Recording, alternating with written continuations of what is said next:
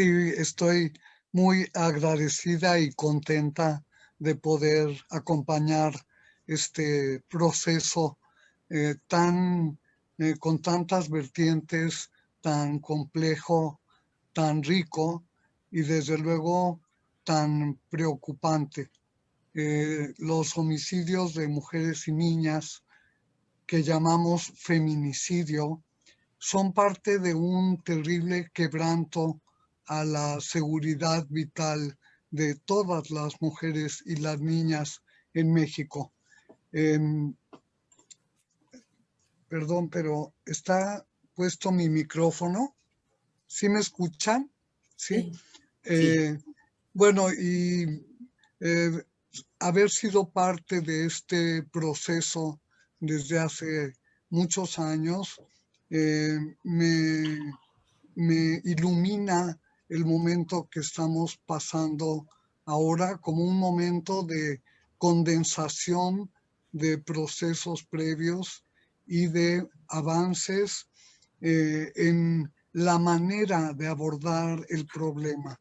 Me parece que ese es el punto y ese es el tema, que estamos logrando una compleja mirada analítica, científica, desde luego, con perspectiva de género y de derechos humanos integral, articulada y que nos permite dar cuenta de estos crímenes de odio contra mujeres y niñas desde una perspectiva de análisis de las relaciones de poder, que son relaciones patriarcales en la sociedad mexicana, que son relaciones complejas de clase, clases muy polarizadas, géneros muy polarizados también, pero que estas formas de organización social le dan a los hombres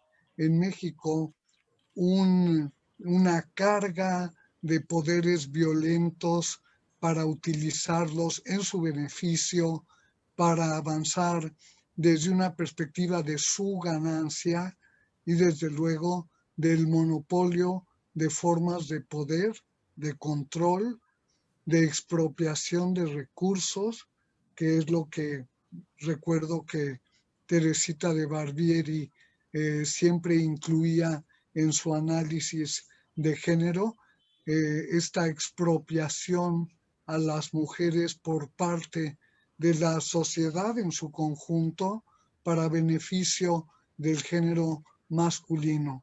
¿Qué expropian los hombres a las mujeres? Expropian los cuerpos, expropian las sexualidades, expropian las actividades, las acciones, los productos de esos cuerpos y esas subjetividades, expropian a los hijos y las hijas de las mujeres, la riqueza de las mujeres, el trabajo, invisibilizándolo para que no cuente, para que no se mire, para que sea trabajo invisible. Y fíjense ustedes cómo ahora en la pandemia, con el confinamiento y todas las secuelas de trastornos que ha traído en el mundo privado y en el mundo público, se hace evidente el papel de las mujeres en esta articulación privado, público, familia, sociedad, persona.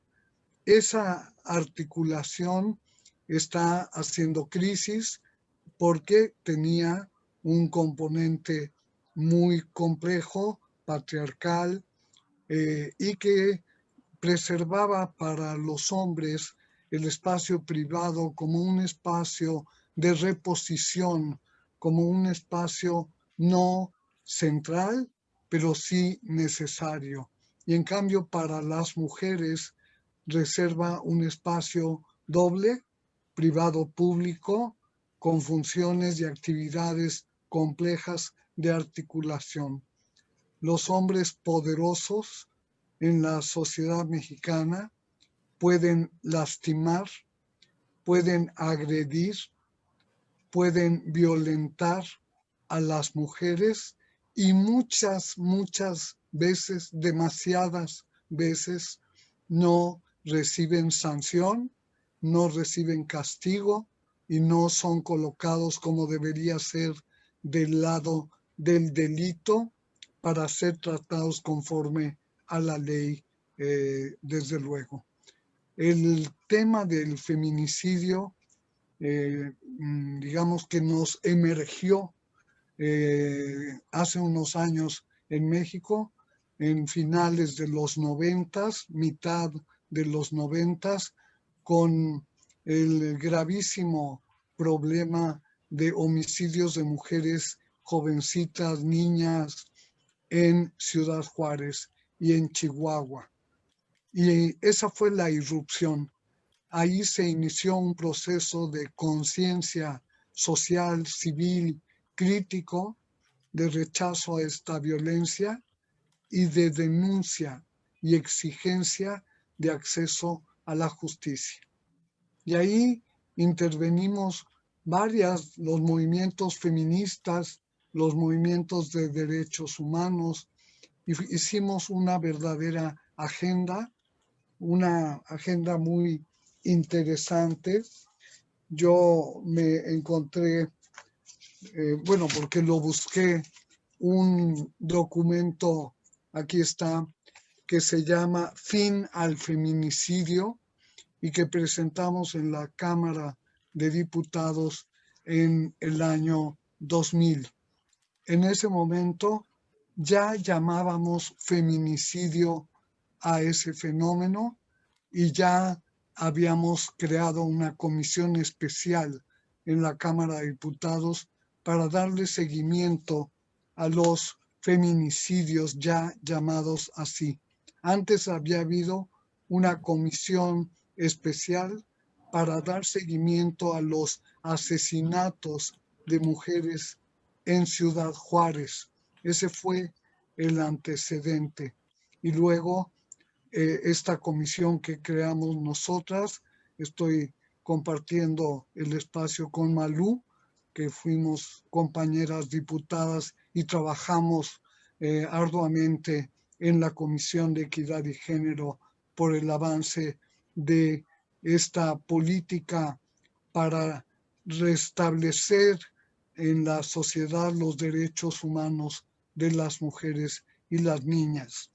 Y llamarle feminicidio fue parte del inicio de un proceso complejo de solución del problema. Estoy segura y lo voy mirando cómo nos vamos aproximando, vamos construyendo piezas claves, vamos articulando estructuras, vamos desmontando procesos en la vida social, y todo ello inspirados en una teoría política de género para analizar esos asesinatos que para nosotras y para el mundo entero se llaman feminicidio porque son crímenes de odio contra mujeres.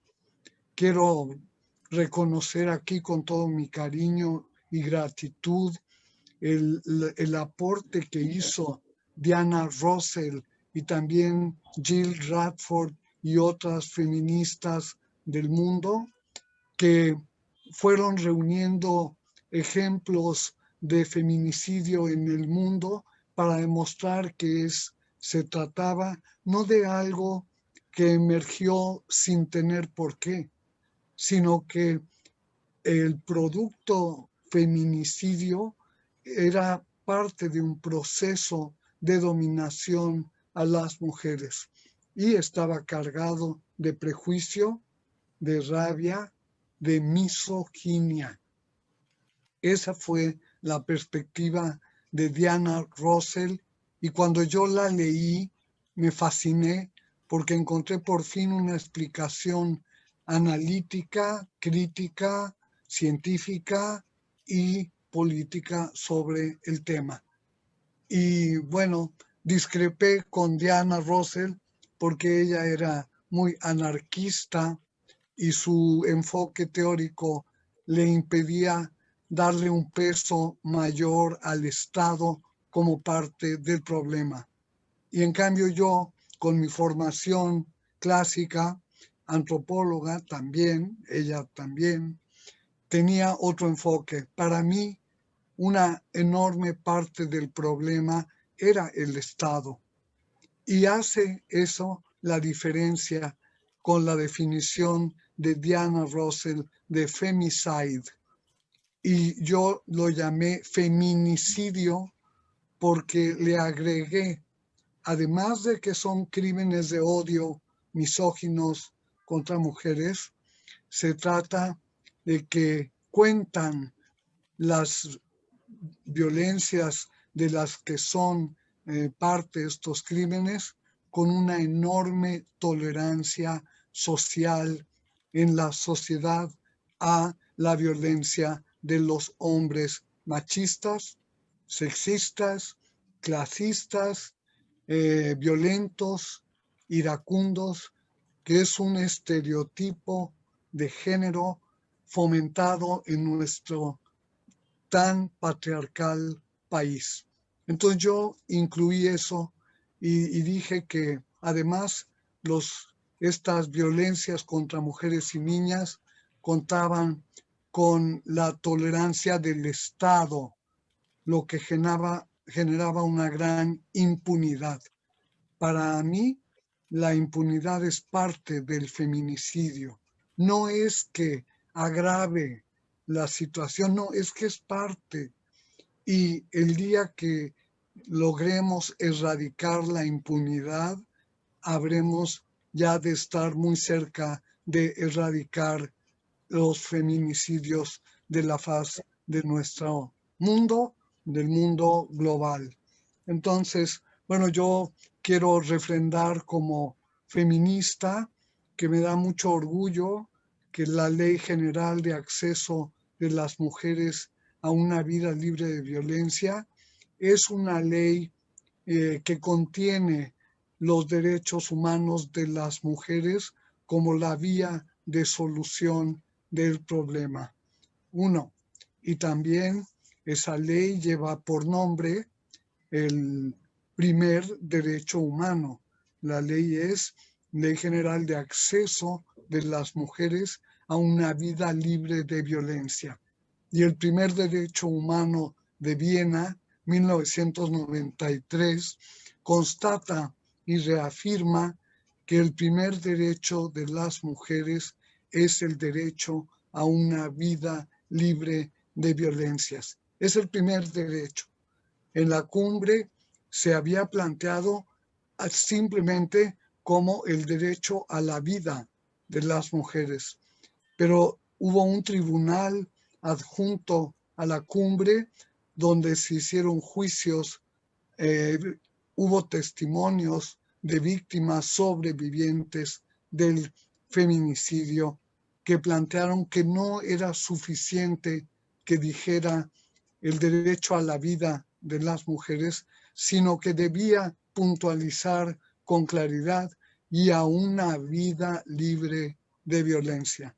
Entonces, esa perspectiva analítica es feminista. Y quiero terminar diciendo aquí que el conocimiento como el que nos ofrecen en este nuevo y esperanzador informe, que yo felicito muchísimo su realización, este proceso de construcción de estos conocimientos, estos saberes, estos especialistas, estos campos del conocimiento son sociales. Y es la sociedad movilizada la que va generando condiciones para el conocimiento. Hoy volvemos a estar frente a esa manera propia de la perspectiva de género, de mirar el tema de las violencias con un análisis político de género. Y hoy en nuestro país hay un reclamo de formación en perspectiva de género. Todas las universidades públicas deben incorporar en el currículum de todas las carreras posibles esta materia, esta filosofía política feminista con la perspectiva de género. Porque si la despojamos de la filosofía, la volvemos una manera tecnócrata de enfrentar el problema. No queremos eso. Queremos, como dijo muy bien la Convención Belém do Pará, erradicar. Fíjense qué verbo usó la Convención Belém do Pará. No dijo combatir.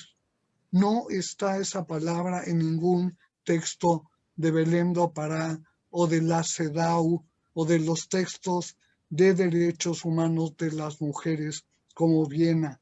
No, yo no sé de dónde combatimos. Tal vez porque estamos muy influenciadas por el lenguaje masculino de la violencia. Nosotras no estamos en combate, lo quiero refrentar. Nosotras nos levantamos todos los días a prevenir, atender, sancionar, perseguir el delito y lograr el acceso a la justicia y la erradicación de todos los tipos y modalidades de violencia. Eso sí, nosotras somos erradicadoras. Queremos, como dice el informe, ir a la raíz, conocer el comportamiento dialéctico de los procesos estructurales que generan las violencias contra mujeres y niñas y entonces desmontarlos. Cuando se aprobó la ley, un presidente que estaba en funciones dio a conocer, porque ese era su trabajo, el decreto de aprobación de la ley, lo hizo público en el diario oficial. En la ceremonia, cuando terminó de leer el decreto de la ley, que no dice que vamos a combatir nada, él con mucha enjundia, golpeando el atril, dijo: combatiremos la violencia contra las mujeres y las niñas con todo el poder del gobierno y del Estado. Ahí está, en la biblioteca, en el Centro de Estudios Legislativos de la Cámara de Diputados, ahí está el video de ese discurso presidencial. No queremos eso. No queremos un enfoque violento para enfrentar la violencia. Queremos un enfoque de derechos humanos y paz. Paz, como dice el informe también. Queremos una cultura de convivencia solidaria entre mujeres y hombres, basada en la igualdad real, en la igualdad sustantiva, en la igualdad paritaria y en todos los mecanismos de equidad, la equifonía, la equipotencia y la equivalencia humana entre mujeres y hombres. De eso se trata: enfrentar, desmontar y erradicar el feminicidio en México y desde luego la violencia feminicida. Este concepto lo deduje, lo inventé porque quería dar a conocer que el feminicidio se construye en un proceso social y que podemos prevenirlo porque podemos detectar el proceso social de la violencia. Y entonces, por eso elaboré la categoría de violencia feminicida, como el conjunto de violaciones a los derechos humanos de las mujeres que pueden concluir en feminicidio y otras formas y modalidades de muerte violenta de mujeres y niñas. Eso es la violencia feminicida y esa es la materia de la transformación de nuestro mundo que debemos continuar y que debemos agradecer infinitamente estas investigaciones tan sólidas, tan especializadas, tan profundas y comprometidas como la que han realizado este conjunto de instituciones, pero también de voluntades, de convicciones, de personas admirables que han trabajado para erradicar la violencia contra mujeres y niñas y darle cuerpo a los derechos humanos de las mujeres, en primerísimo lugar, el derecho a una vida libre de violencia. Y quiero decir aquí el nombre de una mujer que fue víctima de feminicidio político en México hace muchos años, pero no por eso la olvidamos. Ella se llamó Alaide Fopa, una extraordinaria poeta, entrañable compañera feminista, fundadora de instancias de la revista FEM, de programas de radio, de televisión, una gran divulgadora, formadora en feminismo que fue secuestrada en nuestro país, desaparecida y exterminada al poco tiempo, tal vez al día siguiente de que fue secuestrada. No olvidamos a Alaide. Y yo recuerdo que hace años, cuando éramos jóvenes feministas, empezábamos nuestros eventos diciendo 115 días sin Alaide, 25, 500 días, hasta que dejamos de contarlos porque desgraciadamente tuvimos que empezar a contar y a contar y a contar cuerpos tirados como basura, cuerpos abandonados, cuerpos lastimados de mujeres que lo único que hacían era vivir y tratar de vivir en paz. Las mujeres víctimas de feminicidio, en su inmensa mayoría, han sido mujeres de paz, estudiantes, escolares, mujeres de su casa, mujeres de su trabajo, mujeres políticas como las que recientemente han sido víctimas de feminicidio político, y hoy tenemos que agregar a las violencias que ya reconocíamos la violencia política, porque sucede y sucede con saña y con crueldad. Yo estoy convencida que con las aproximaciones que vamos logrando, como dijeron mis compañeras antes, con más información, en concordancia, con sintonía, con articulación y mirada profunda y comprometida feminista, vamos a lograr, estamos caminando, lo estamos haciendo, erradicar la violencia contra mujeres y niñas. Por la vida y la libertad de las mujeres, muchas gracias.